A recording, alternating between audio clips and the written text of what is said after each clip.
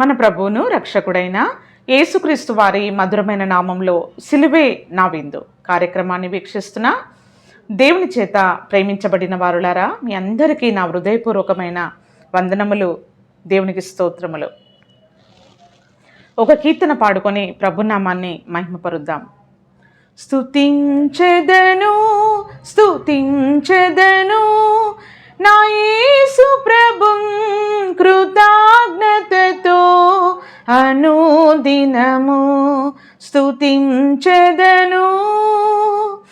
ఉన్నత దేవుడు సర్వాధిపతియు ఊర్వి పరిపాలక, ఉన్నత దేవుడు సర్వాధిపతియు ఊర్వి పరిపాలక, ఉన్నత విసర్జించి నన్ను వెదకిన ఉత్తమ స్నేహితుని, ఉదయం సంధ్యా ఎల్లప్పుడును ఉత్సాహధ్వనితో పాడెదను.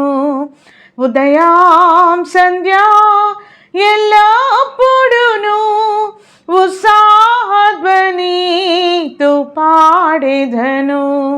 స్తుతించెదను స్తుతించెదను నా యేసు స్వామిన్ కృతజ్ఞతతో అనుదినము స్తుతించెదను. నాశనకరమైన పాపగుంట నుండి, నరక వేదన నుండి నన్ను విడిపించి నిలిపిన దేవా, నిర్మలా స్వరూపా, నీతి సమాధానం సంతోషముతో నిత్య జీవము నాకిచ్చితివే. స్తుతించెదను స్తుతించెదను నా యేసు స్వామిన్ కృతజ్ఞతతో అనుదినము స్తుతించెదను. పాపము క్షమించి రోగము బాపి భయమును దీర్చి, పాపము క్షమించి రోగము బాపి భయమును దీర్చి, పవిత్రదాయక పవనమూర్తి పరిశుద్ధామిచ్చిన పరమాపాదం శరణ్యం నాకు పరమరాజా పుణ్యదేవా. స్తుతించెదను స్తుతించెదను నా యేసు స్వామిన్ కృతజ్ఞతతో అనుదినము స్తుతించెదను. తల్లి గర్భమునకు ముందే ఏర్పరచి దేహము అమర్చియును, తల్లి గర్భమునకు ముందే ఏర్పరచి దేహము అమర్చియును, దక్షిణ బాహుతో పట్టుకొనినా దయా సంపూర్ణుండా, దిక్కు జయము ఆదరణాయు దయాతో అను గ్రహించితివి. దిక్కు జయము ఆదరణాయు దయాతో అను గ్రహించితివి. స్తుతించెదను స్తుతించెదను నా యేసు స్వామిన్ కృతజ్ఞతతో అనుదినము స్తుతించెదను.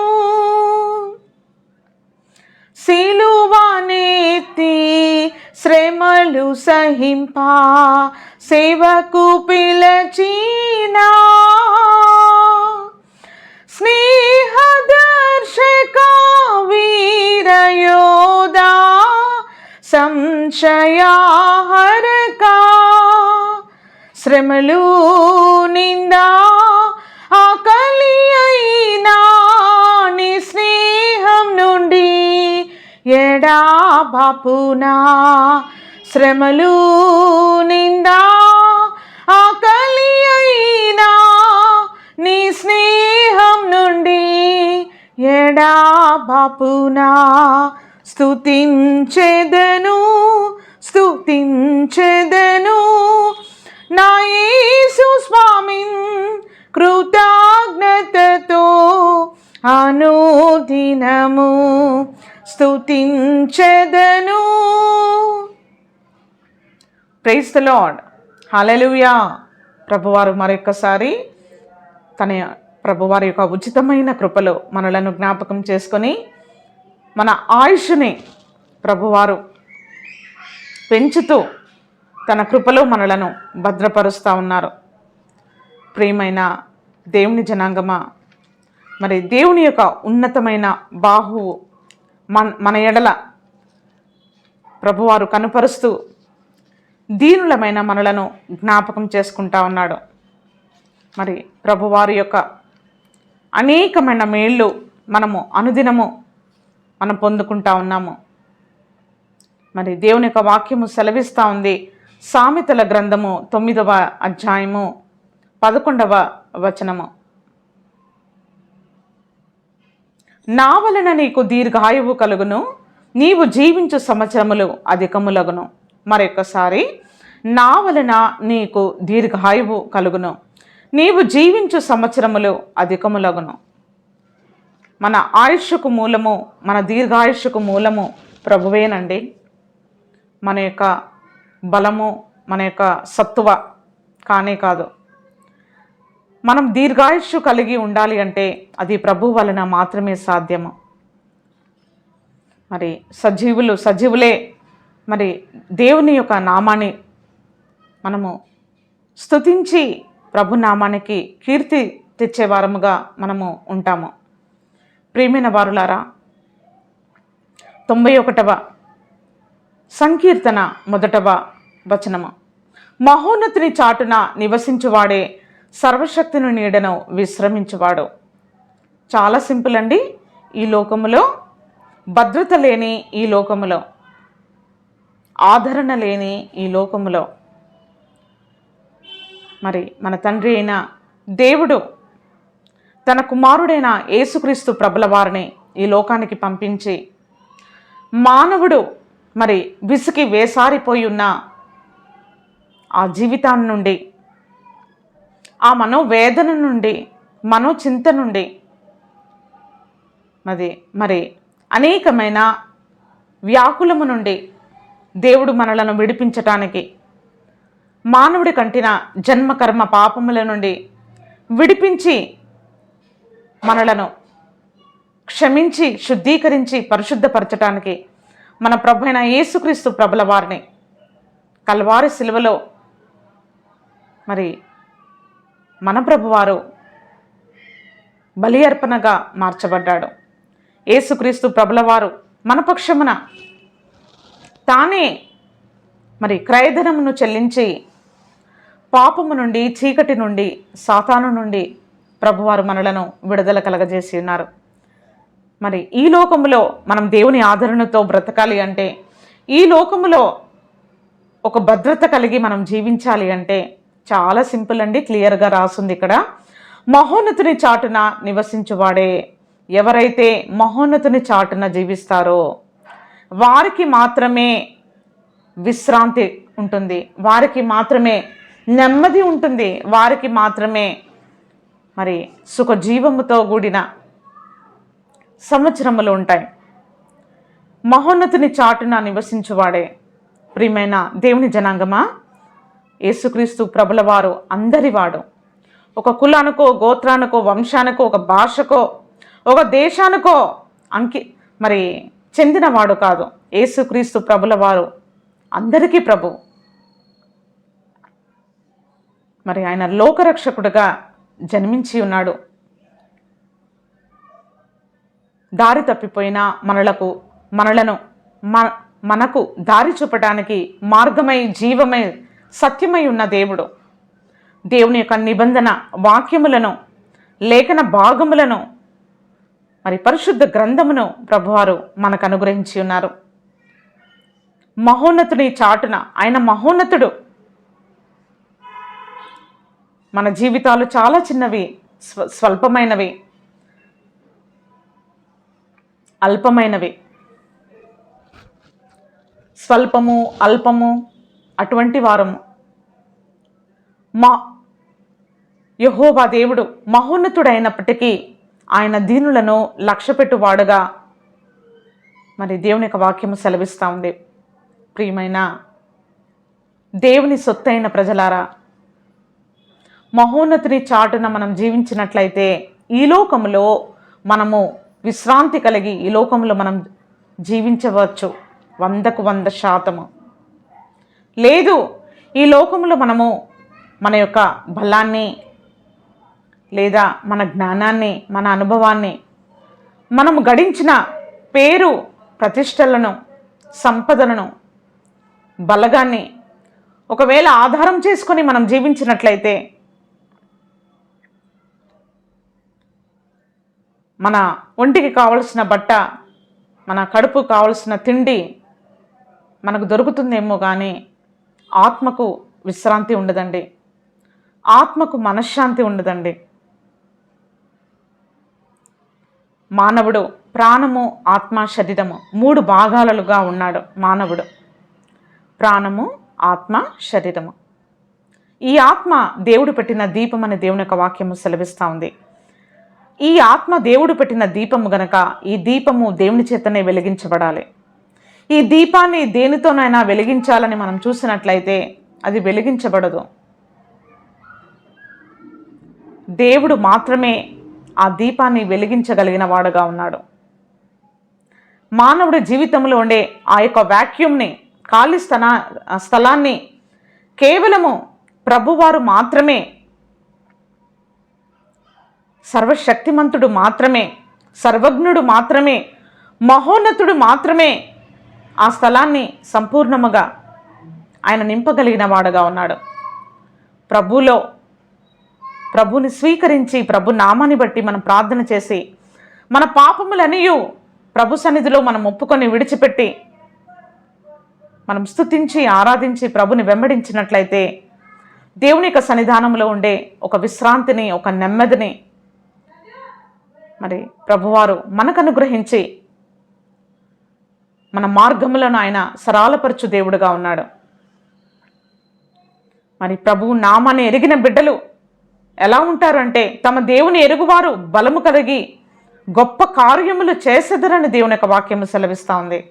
ప్రియమైన వారలారా, గొప్ప కార్యములు చేసేది ప్రభువు కాదు, గొప్ప కార్యములు చేసేది ప్రభు నామాన్ని బట్టి మనము. అవును, యేసు రక్తంతో కడగబడిన బిడ్డలమండి మనము, ప్రభు చేత క్షమించబడిన బిడ్డలము, దేవుని ఆత్మ కలిగిన బిడ్డలము. దేవుడు మన చేతులకు ఆయన పోరాటమును నేర్పించగలిగిన వాడుగా ఉన్నాడు. మన వేళ్లకు పోరాటం, మన చేతులను ఆయన బలపరచు దేవుడుగా ఉన్నాడు. మన రెక్కలను ఆయన బలపరచు దేవుడుగా ఉన్నాడు.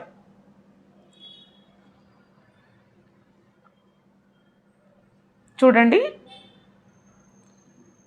14వ వచనం నుండి, అతడు నన్ను ప్రేమించుచున్నాడు గనక నేను అతన్ని తప్పించదను. ఈ లోకంలో అనేకమైన ప్రతికూల పరిస్థితులు మన జీవితంలో మనం ఎదుర్కొంటాము. దేవుని యొక్క వాక్యము సెలవిస్తూ ఉంది.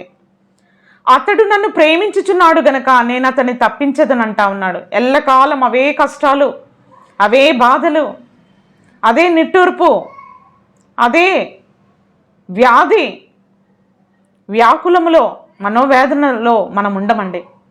అతడు నన్ను ప్రేమించుచున్నాడు గనక నేను అతన్ని తప్పించదను. తప్పిస్తాడాయన. ప్రభు నామాన్ని బట్టి ప్రార్థన చేసేవారిని ఆయన తప్పించే దేవుడుగా ఉన్నాడు. అతడు నా నామం ఎరిగిన వాడు గనక నేను అతన్ని ఘనపరచెదను. ఇంకొక నెక్స్ట్ లెవెల్ ఏంటి అంటే, మనం ప్రభుని ప్రేమించుట మొదటిది. రెండవది, ప్రభు నామాన్ని ఎరిగిన వారమై ఈ లోకంలో మనం జీవించాలి. ఎవరైతే ప్రభు నామాన్ని ఎరిగిన వారుగా ఈ లోకంలో జీవిస్తారో దేవుడు వారిని ఏం చేస్తాడంటే, నేను అతని ఘనపరచదను. మనలను మామూలుగా ఉంచడండి. ఈ లోకంలో మన స్థితిగతులు మారుతాయి. మనం దీనులుగా ఉండము. మన దీన దశ, మన యొక్క గోనపట్ట దేవుడు మనలను విడిపించి మనలను ఉన్నతమైన స్థితిలో ఆయన పెట్టగలిగిన వాడుగా ఉన్నాడు. దీనులను పెంట కుప్పల మీద నుండి ఆయన లేవనెత్తగలిగిన వాడుగా ఉన్నాడు. దరిద్రుల యొక్క మొరనైన ఆలకించేవాడుగా ఉన్నాడు. అతడు నాకు మొరపెట్టగా నేను అతనికి ఉత్తరం ఇచ్చేదను. దేవుని బిడ్డలమైన మనము ఈ లోకంలో దేవుని ప్రేమించాలి.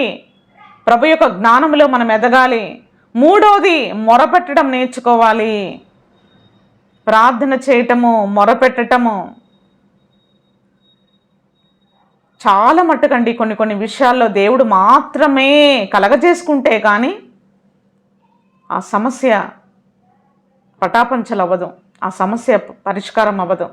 అలాంటి పరిస్థితులు మానవుడికి ఉన్న జ్ఞానము, బలము, శక్తి ఏది సరిపోదండి.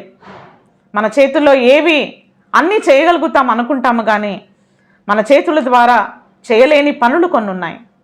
మన చేతుల ద్వారా చేయలేని పనులను మనం దేవుని చేతికి మనం అప్పగించినట్లయితే ప్రభువారు ఆ కార్యములను చేయగలిగిన వాడుగా ఉన్నాడు. అతడు నాకు మొరపెట్టగా నేను అతనికి ఉత్తరం ఇచ్చేదను. మీరు నాకు మొరపెట్టండి, నన్ను ప్రేమించండి, నా నామం ఎరిగిన బిడ్డలుగా ఈ లోకంలో జీవించండి, నేను మీకు ఉత్తరం ఇస్తానంటా ఉన్నాడు. శ్రమలలో నేను అతనికి తోడై ఉండేదను. ప్రైజ్ ది లార్డ్, హల్లెలూయా. ఒక శ్రమ ఒక మనిషికి వచ్చినప్పుడు ఎవ్వరు దరిదాపుల్లో కూడా ఉండరండి. ఇది వాస్తవమైన సంగతి. ఎవరి చేతులైనా బరువు ఎక్కుతాయి, ఎవరికైనా భారము కలుగుతుంది. కానీ ప్రభు మాట్లాడుతున్న మాట ఏంటంటే, నీ శ్రమలో నేను తోడుగా ఉంటాను. మన యొక్క మనోవేదన, మనో దుఃఖము, మన నిట్టూర్పు, మన కన్నీరు, మన బాధ, మన గోడు సమస్తము, ఆ బాధలో ప్రభువారు మనకు తోడుగా ఉంటాడండి. తోడుగా ఉండడము మాత్రమే కాదు, ప్రభువారు ఏం చేస్తారంటే చూడండి, అతన్ని విడిపించి అతన్ని గొప్ప చేసేదను. Praise the Lord, praise the Lord. ప్రభు ఆ శ్రమలోనే ఉంచడు. ఆ శ్రమ నుండి మనలను విడిపించేవాడుగా ఉన్నాడు. ఆ శ్రమ నుండి మనలను విడిపించి దేవుడు మనలను గొప్ప చేయ మొదలు పెడతాడు, గొప్ప చేస్తాడు. ఆ గొప్ప చేసినప్పుడు మనం ఏం చేయాలంటే, ప్రభువారికి ఇవ్వాల్సిన కీర్తి మహిమలు ఆయనకు, ప్రభువారికి మనం ఆరోపించాలి. దీర్ఘాయువు చేత నేను అతన్ని తృప్తిపరచెదను, నా రక్షణ అతనికి చూపించెదను. ప్రియమైన వారులారా, సుఖజీవముతో గడుచు సంవత్సరములను ఆయన మనకు అనుగ్రహించే దేవుడుగా ఉన్నాడు. నీ ప్రవర్తన అంతటి యందు నా అధికారమును ఒప్పుకొనుము అని దేవుని యొక్క వాక్యము సెలవిస్తూ ఉందండి. ఎవరైతే తమ ప్రవర్తన అంతటి యందు దేవుని అధికారానికి లోబడతారో, దేవుని యొక్క అధికారం క్రింద వారి జీవితాలు పరిపాలించబడతాయో, అట్టి వారి జీవితాలు మామూలుగా ఉండవు. దేవుడు మనలను అంచెలంచెలుగా దేవుడు మనలను మరి ఘనపరిచి ఆశీర్వదించగలిగిన వాడుగా ఉన్నాడు. చూడండి, 90వ సంకీర్తన 11వ వచనము. మాకు జ్ఞాన హృదయము కలుగునట్లుగా చేయుము, మా దినములు లెక్కించుటకు మాకు నేర్పుము. ఈ చివరి దినాలలో, ఎంత దినములలో మనము దేవుని బిడ్డలమైన మనము చేయవలసిన ప్రార్థన ఏంటి అంటే, కేవలము రొట్ట కొరకు బట్ట కొరకు మాత్రమే కాదు, ప్రభా జ్ఞాన హృదయాన్ని నాకు కలగచేయి, నా ఆత్మీయ జీవితాన్ని నూతనపరచు, నన్ను మలుచు, నన్ను బాగుచేయి, నన్ను కట్టు, నన్ను తీర్చిదిద్దు, నన్ను పరిశుద్ధపరచు, శాంక్టిఫై, నన్ను శుద్ధీకరించు, నన్ను నీ స్వరూపంలోనికి నన్ను తీసుకుని రండి ప్రభా, నాకు జ్ఞాన హృదయాన్ని నాకు కలగచేయని మనం దేవునికి మొరపెట్టుకునవలసిన అవసరము ఎంతైనా ఉన్నది.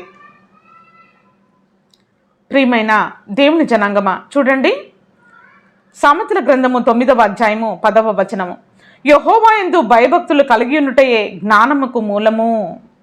ఈ జ్ఞానము మనకు ఎలా వస్తుంది? మాకు జ్ఞాన హృదయము కలుగునట్లుగా చేయుము అంటా ఉన్నాడు ఇక్కడ భక్తుడు. రెండవది, జ్ఞానం ఎక్కడ దొరుకుతుంది, ఎవరి దగ్గర దొరుకుతుంది, ఎక్కడుంటుంది అంటే జ్ఞాన స్వరూపి అయిన వాడు మన ప్రభు అయిన యేసుక్రీస్తు ప్రబలవారు. ఆయన యందు భయభక్తులు కలిగి ఉంటయే జ్ఞానానికి మూలము. చెడుతనము అసహించుకొనుటయే. ప్రైజ్ ది లార్డ్, హల్లెలూయా. ఎప్పుడైతే మనము చెడుతనాన్ని అసహించుకుంటామో, చూడండి ఆ మాట, సామెతల గ్రంథం 8వ అధ్యాయం 12వ వచనము. యెహోవా యందు భయభక్తులు కలిగినుట చెడుతనం అసహించుకొనుటయే. నీవు చెడుతనమును అసహించుకుంటున్నావా?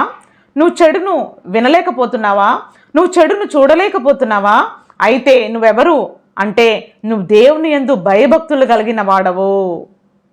ప్రైజ్ ది లార్డ్, హల్లెలూయా. దేవుని యందు భయభక్తులు కలిగిన బిడ్డలు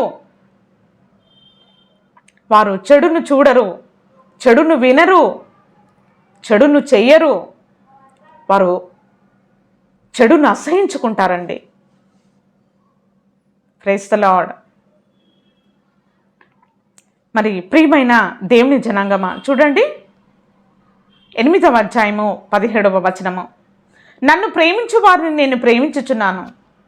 ఇక్కడ మనం ఏం చదివాము ఇందాక, అతడు నన్ను ప్రేమించుచున్నాడు గనక నేను అతన్ని తప్పిస్తానంటా ఉన్నాడు. నన్ను ప్రేమించే బిడ్డల్ని నేను తప్పిస్తాను, నేను కాపాడుతాను, వారిని భద్రపరుస్తాను, వారి పక్షమున నిలబడతాను, వారి పక్షాన పోరాడతాను, వారి స్థితిగతులను మారుస్తానని అంటా ఉన్నాడు. రెండవది, నన్ను ప్రేమించే వారిని నేను ప్రేమిస్తున్నాను అంటాడు. ప్రియమైన వారులారా, మనము దేవుని ప్రేమించే వారముగా, దేవుని చేత ప్రేమించబడే వారముగా మనం ఈ లోకంలో మనం జీవించాలి. నన్ను జాగ్రత్తగా వెతుకువారు నన్ను కనుగొందురు. మనం వెతుకుతే దేవుడు మనకి దొరికే దేవుడుగా ఉన్నాడు. ఎందుకంటే ఇది యెహోవా దొరుకు కాలమని దేవుని యొక్క వాక్యము సెలవిస్తూ ఉంది. ప్రియమైన వారులారా, మన యొక్క హృదయాన్ని తెరిచి, మన అంతరంగాన్ని తెరిచి, మన అంతరాత్మలో కొలువై ఉన్న మన ప్రభువు యొక్క మెలడైన స్వరమును మనం వినగలిగితే ఆయన మాట్లాడటానికి సిద్ధముగా ఉన్నాడు. నన్ను జాగ్రత్తగా వెతుకువారు నన్ను కనుగొందురు. ఐశ్వర్యము, ఘనత, స్థిరమైన కలిమి, నీతియు నా యొద్ద ఉన్నవి. దేవుని యొద్ద ఏమున్నాయి? దేవుడి దగ్గరకు వస్తే మనకేమిస్తాడు?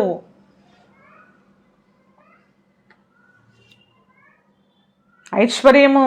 లోకమంతా పరిగెత్తుతుందండి దాని కొరకే. ఐశ్వర్యము, ద ప్రాస్పెరిటీ, ఫేమ్, ఘనత, స్థిరమైన కలిమి. స్థిరమైన కలిమియు నీతియు నా యొద్ద ఉన్నవి. స్థిరము, యెహోవా ఆశీర్వాదం ఐశ్వర్యము కలగచేయును. నరుల కష్టము చేత అది ఎక్కువ కాదు. స్థిరమైన కలిమి, స్థిరాస్తులు, తరము వెంబడి తరము, ఆయనకు భయపడు వారినైనా 1000 తరములను ఆశీర్వదించువాడుగా ఉంటానని ప్రభువారు సెలవిస్తూ ఉన్నారు. ప్రియమైన వారులారా, మరి జ్ఞాన హృదయాన్ని మనం కలిగి ఉన్నట్లయితే ఈ లోకములో మనము మన ద్వారా మరి పొరపాట్లు జరగకుండా, తప్పులు జరగకుండా దేవుడు మనకు దేవుని యొక్క వాక్యము మరి అనుదినము దేవుని యొక్క వాక్యాన్ని మనము వింటూ, దేవుని వాక్యాన్ని మనము జ్ఞాపకం చేసుకుంటూ, దేవుని యొక్క ఉపదేశాన్ని మన జీవితంలోనికి మనం తీసుకొని వచ్చి వాటన్నిటినీ దేవుని యొక్క ప్రమాణాలను బట్టి మనం ఈ లోకంలో జీవించినట్లయితే దేవుడు మనకు జ్ఞాన హృదయాన్ని మనకు కలగజేసే దేవుడుగా ఉన్నాడు. చూడండి, సామెతల గ్రంథము 8వ అధ్యాయము 33వ వచనము. ఉపదేశమును నిరాకరింపక దాన్ని అనుసరించి అవలంబించి జ్ఞానులయుండుడే. అనుదినము నా గడప యుద్ధ కనిపెట్టుకొని, నా ద్వార బంధముల యుద్ధ కాచుకొని, నా ఉపదేశము వినువారు ధన్యులు, నన్ను కనుగొనువాడు జీవము కనుగొనును. ప్రైజ్ ది లార్డ్, హల్లెలూయా. ఈ లోకంలో మనం ఏమి వెతుకుతున్నాము, ఏమి కనుగొంటున్నాము? కేవలం ఈ లోకంలో లౌకికంగా, లోకపరంగా అందరూ బ్రతుకుతున్నారు కదా, నేను బ్రతుకుతున్నాను. దేవుని యుద్ధ నుండి మనం పొందుకోవలసినవి, సంపాదించుకునవలసినవి ఏవి పొందుకోకుండా, సంపాదించుకునకుండా ఉన్నట్లయితే మరి దేవునిలో ఉండే ఒక సంతృప్తికరమైన ఆత్మ సంబంధమైన జీవితాన్ని మనం జీవించలేమండి. నన్ను కనుగొనువాడు జీవమును కనుగొనును, నన్ను కనుగొనువాడు జీవమును కనుగొనును. జీవాధిపతి అయిన దేవుడు తన జీవాన్ని మనకు అనుగ్రహిస్తానంటా ఉన్నాడు. ఆ జీవం ఎక్కడ దొరుకుతుంది అంటే జీవాధిపతి అయిన ఆ ప్రభు యొద్దను మాత్రమే. నన్ను కనుగొనువాడు జీవమును కనుగొనును, యెహోవా కటాక్షము వానికి కలుగును. దేవుని యొక్క కరుణా కటాక్షములు, దేవుని యొక్క దయాకిరీటము, దేవుని యొక్క వాత్సల్యత, దేవుని యొక్క ప్రేమ, దేవుని యొక్క ఎడతెగని కృప మన ఎడల విస్తరించబడాలంటే మనం దేవుని కనుగొనే వారముగా ఉండాలి. ప్రియమైన వారులారా, మరి ప్రభువారు వాక్యమై ఉన్న ప్రభువు తన వాక్యాన్ని మన యొద్దకు తీసుకొని వస్తుండగా మరి వినగలిగిన చెవిని, గ్రహించగలిగిన మనసును, లోబడగలిగిన ఆత్మ దేవుడు మనకు అనుగ్రహించునుగాక. మరి దేవుని యొక్క జ్ఞానం ఎంత గొప్పదో సామెతల గ్రంథంలో ఎంత చక్కగా రాయబడిందండి. సామెతల గ్రంథం 8వ అధ్యాయము 11వ వచనము. జ్ఞానము ముత్యముల కన్నా శ్రేష్టమైనది, విలువగల సొత్తులేవియు దానితో సాటి కావు. మన ఇంట్లో ఉండే కేజీ బంగారం అనుకోండి, ఉదాహరణ చెప్తున్నాను, కేజీయో 2 కేజీలో ఎంతో లేదా అది కూడా లేదనుకోండి, నో ప్రాబ్లం. మనకిష్టమైనవి ఏదైనా ఉన్నప్పటికీ వాటన్నిటినీ పోగేసినా కానీ దేవుని జ్ఞానముతో అది సరిసమానము కాదంటండి. మరొకసారి చదువుతున్నాను. జ్ఞానము ముత్యముల కన్నా శ్రేష్టమైనది, విలువగల సొత్తేవియు దానితో సాటి కావు. అందుకే దావీదు భక్తుడు అంటున్నాడు, నాకు జ్ఞాన హృదయాన్ని కలగచేయి, నా జీవితాన్ని నేను కట్టుకోవడానికి, నా కుటుంబాన్ని నేను కట్టుకోవడానికి, నా రాజ్యాన్ని నేను కట్టుకోవడానికి, నేను మీ యొక్క హృదయాన్ని అనుసరించి నేను ఈ లోకంలో జీవించటానికి, నీ మనసును గ్రహించి నేను బ్రతకటానికి అని అంటా ఉన్నాడు. ప్రైజ్ ది లార్డ్, హల్లెలూయా. ప్రియమైన వారులారా, మరి దావీదు భక్తుడు అంత జ్ఞానం కలిగిన వాడు. బాల్య దినములయందే దేవుని స్తుతించి, ఆరాధించి, దేవుని మహిమపరిచి, అన్ని విధాలుగా దేవుడు యొక్క హార్ట్ టు హార్ట్ అన్నమాట. దేవుని మనసు ఎలానో దావీదు కూడా అలానే ఆయన ఆలోచించేవాడుగా ఉన్నాడు. అసలు ఆ దేవుని యొక్క వాక్యం సెలవిస్తూ ఉందండి, నా తలంపులు మన తలంపులు దేవుని తలంపులు ఎంతో వ్యత్యాసము. అంత వ్యత్యాసమున్న మానవుడి యొక్క తలంపులు, కానీ దావీదు భక్తుడు అంటా ఉన్నాడు, నాకు జ్ఞాన హృదయాన్ని కలగచేయి ప్రభా, నీ దైవ జ్ఞానంతో నన్ను నడిపించు, నీ మనసును నేను గ్రహించేటట్టుగా, నీ మార్గాలు నేను తెలుసుకునేటట్టుగా, నీ హృదయాన్ని నేను అనుసరించి జీవించేటట్టుగా నాకు కృపనివ్వని అనేకమైన మారులు దావీదు దేవుని జ్ఞానం కొరకు అంగలారుస్తూ ఉన్నాడండి. చూడండి, 1 పేతురు పత్రిక 3వ అధ్యాయము 10వ వచనము. జీవమును ప్రేమించి నన్ను కనుగొనువాడు జీవమును కనుగొనును. జీవమును ప్రేమించి మంచి దినములు చూడగోరువాడు చెడ్డదాన్ని పలకకుండా తన నాలుకను, కపటపు మాటలు చెప్పకుండా తన పెదవులను కాచుకొనవలను. అతడు కీడు నుండి తొలగి మేలు చేయవలను, సమాధానము వెతికి దాన్ని వెంటాడవలను. ప్రభువు కన్నులు నీతిమంతుల మీదను, ఆయన చెవులు వారి ప్రార్థనల వైపును ఉన్నవి, కానీ ప్రభువు ముఖము కీడు చేయు వారికి విరోధముగా ఉన్నది. Praise the Lord. దేవుని యొక్క మనసు ఎలా ఉన్నది? దేవుని యొక్క మనసు ఎలా ఉన్నది అంటే నీతిమంతుల మీద, నీతిమంతులు చేసే ప్రార్థన మీద, వారు చేసే ఆరాధన మీద దేవుడు చెవియొగ్గి ఆలకించే దేవుడుగా ఉన్నాడు. జీవాన్ని ప్రేమించేవారు నోటితో కీడును మాట్లాడకుండా, నోటితో అబద్ధమును మాట్లాడకుండా, నోటితో మరి చెడును మాట్లాడకుండా, జరగబోయేది కీడును యోచించకుండా దేవుడు నాకు మేలు చేస్తాడు, అంతా నాకు మంచి చేస్తాడు, దేవుడు మంచివాడు గనక నా జీవితంలో తన కృపను వెల్లడిపరుస్తాడని కృపాసహితమైన మాటలే మన నోటిలో నుంచి రావాలనే దేవుని యొక్క వాక్యము సెలవిస్తూ ఉంది. కపటపు మాటలు చెడ్డదాని పలకకుండా, నాలుకను కపటపు మాటలు చెప్పకుండా తన పెదవులను కాచుకొనవలెను. ప్రియమైన వారులారా, ఎవరైతే నాలుకను పెదవులను కాచుకుంటారో వారు దేవుని జ్ఞానం కలిగిన బిడ్డలు. ప్రైజ్ ది లార్డ్, హల్లెలూయా. నోటితో మనం మాట్లాడే మాటను బట్టి మనం నీతిమంతులమా లేదా దేవుని యొక్క తీర్పుకు లోనవుతామా చాలా చాలా తేటగా దేవుని యొక్క వాక్యము సెలవిస్తూ ఉంది. చూడండి కింద భాగము, ఇంకా కిందికి 18వ వచనము. ఏలైనగా మనలను దేవుని యొద్దకు తెచ్చుటకు ఆ నీతిమంతుల కొరకు నీతిమంతుడైన క్రీస్తు శరీర విషయంలో చంపబడి ఆత్మ విషయంలో బ్రతికింపబడి పాపముల విషయంలో ఒక్కసారే శ్రమపడెను. ఏలైనగా మనలను దేవుని యొద్దకు తెచ్చుటకు. మనము అనీతిమంతులమండి, భూ సంబంధులము, శరీర సంబంధులము, పాపులము, బలహీనులము. అటువంటి దౌర్భాగ్యమైన స్థితిలో ఉన్న మనలను అనీతిమంతుల కొరకైనా అందరి కొరకు నీతిమంతుడైన క్రీస్తు శరీర విషయంలో చంపబడి ఆత్మ విషయంలో బ్రతికించబడి పాపం విషయంలో మనందరి పక్షమున ప్రభువు శుద్ధీకరణ తానే చేసి ప్రభువారు ఏం చేశారంటే భూమికిని పరలోకానికి నిచ్చెన వేసినట్టుగా ఒక వారధిగా మార్చబడ్డాడు. చూడండి ఒకసారి ఈ పిక్కు చూడండి.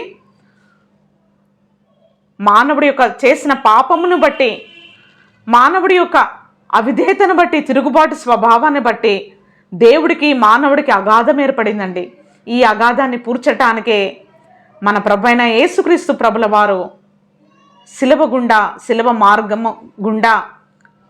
మార్గమును ఏర్పరిచి పాప భారము నుండి మనలను విడిపించి క్రీస్తు మార్గములో కలువరి శిలువ మార్గములో మనం నడవటానికి జీవము, సమృద్ధి అయిన జీవము, నిత్య జీవము లోనికి మనము దాటి వెళ్ళటానికి ప్రభువారు శిలువనే ఒక మార్గాన్ని ఏర్పరిచాడండి. అందుకే ప్రభువారు అంటా ఉన్నారు, నన్ను కనుగొనువాడు జీవమును కనుగొనును. ఈ జీవము నిత్య జీవము, ఈ భూమి మీద మనకున్న జీవము అది శాశ్వతమైనది కాదండి. ఒకానొక రోజు మనం ఈ లోకములో ఈ యొక్క దైనందిన జీవితం నుండి మనం విడిపించబడతాం, మట్టికి మన్నైపోతాము. కానీ ఆత్మకు చావు ఉండదు గనక ఈ ఆత్మను దేవుడు తన మహిమలోనికి దేవుడు మనలను చేర్చేవాడుగా ఉన్నాడు, తన సన్నిధానంలోనికి మనలను నడిపించేవాడుగా ఉన్నాడు. ప్రియమైన వారులారా, అవిధేయుల కొరకు నిర్ణయించబడిన ఈ యొక్క పాతాళము, ఈ నరకము నుండి మనలను తప్పించటానికి యేసుక్రీస్తు ప్రభుల వారు మనందరి పక్షమున దేవుని యొద్దకు మనలను తేవటానికి మన పక్షమున దేవుడు వ్యాజమాడి, మన పక్షమున ఆయన పోరాడి దేవుడు మన జీవితాలను ప్రభువారు భద్రపరుస్తూ ఉన్నారు. నిజముగా మనం ఎంత ధన్యులమండి. ప్రభులో మన జీవితాలు భద్రపరచబడ్డాయి. ఈ భద్రత లేని లోకములో దేవుడు మనలను భద్రపరుస్తూ ఉన్నాడు. చూడండి చివరి వచనం చదివి నేను ముగిస్తాను. యెషయా ప్రవచన గ్రంథము 51వ అధ్యాయము 10వ వచనము. విమోచింపబడిన వారు దాటిపోవునట్లు సముద్రగాధ స్థలములను త్రోవగా చేసిన వాడవు నీవే గదా. మరొకసారి, విమోచింపబడిన వారు దాటిపోవునట్లు, విమోచింపబడిన వారు మనం దాటిపోవునట్లు, ఈ భూలోకము నుండి మనము విమోచించబడి ఈ నరకము నుండి మనము దాటిపోవునట్లు ప్రభువారు ఏం చేశారంటే, అగాధ జలములు గల అగ్ని ఆరదు, పురుగు చావదు, బాటమ్లెస్ పిట్, అటువంటి భయంకరమైన స్థలము నుండి దేవుడు మనలను రక్షించి విడిపించి దేవుడు తన మహిమతో నింపాలని మన ప్రభు అయిన యేసుక్రీస్తు ప్రభుల వారు మన పక్షమున ఈ లోకానికి రక్షకుడుగా మరి ఆయన పెండ్లి కుమారుడిగా రెండవసారి రాబోతా ఉన్నారు. ఈ లోకంలో మనం జీవిస్తున్న జీవితము దేవుడు కొరకు, ఆయన రాజ్యము కొరకు సిద్ధపడే మరి ఒక తరబీదు దినములై ఉన్నవి. మరి ఈ యొక్క హెచ్చరిక మాటలు, ఆదరణకరమైన మాటలతో పరిశుద్ధాత్మ దేవుడు మనలను దర్శించి ఉన్నందున మరి ఈ యొక్క వాక్యములు మంచి నేల మీద పడిన విత్తనముగా నూరంతలమైన భూఫలాన్ని కలగచేయునుగాక. దైవాశీస్సులు. Praise the lord.